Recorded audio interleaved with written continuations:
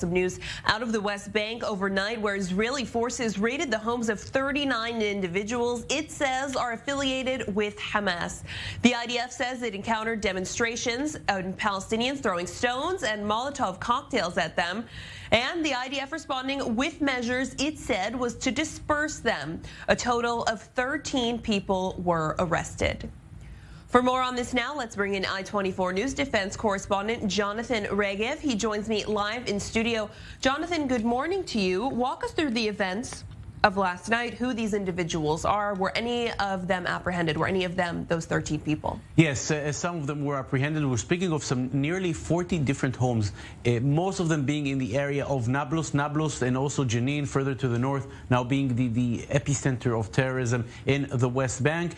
The Palestinian Authority and its forces, the Palestinian Authority is basically nowhere to be seen in that area. It has stronger presence in Ramallah, further south in Bethlehem, but in Nablus and the area of Jenin, Palestinian Authority is very weak. That allows cells of mostly Hamas, but also Palestinian Islamic Jihad to rise, and this is where the Israeli forces came in. As you said, the residences of nearly 40 people connected to Hamas were raided. 13 people were arrested for further questioning.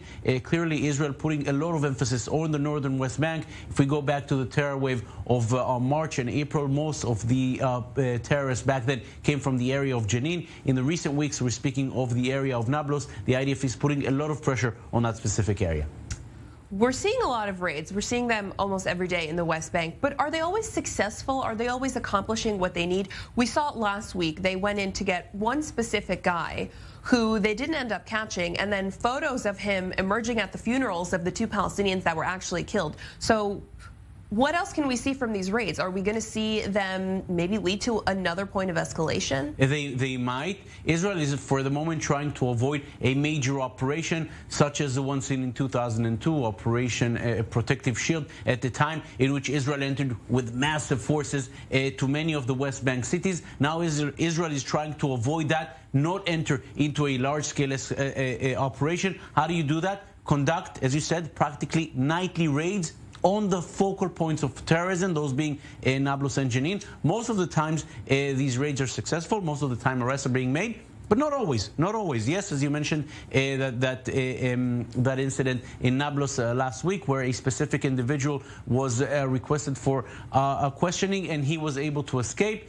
The best scenario for Israel is the one seen last night, in which the forces are able to carry out arrests, and most important, it doesn't escalate into a gun battle. Also, like we've seen in Nablus last week and in Jenin in the past, then it ends with casualties, mostly to the Palestinian side, sometimes to the Israeli side. This is something the IDF wants to avoid. It happens sometimes.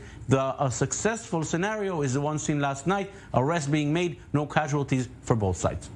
And are we seeing any reaction from the PA about these raids, any reaction about Israeli forces entering what they consider their jurisdiction? We're seeing condemnation as expected. Of course, the Palestinian Authority is expected to condemn any Israeli incursion into Area A, the area under Palestinian control.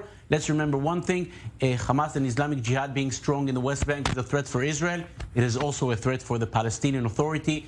Mahmoud Abbas and the Palestinian establishment, they remember very, very well what happened in Gaza in the summer of 2007, and they're very well aware of what might happen in the West Bank if the Israeli forces are not around.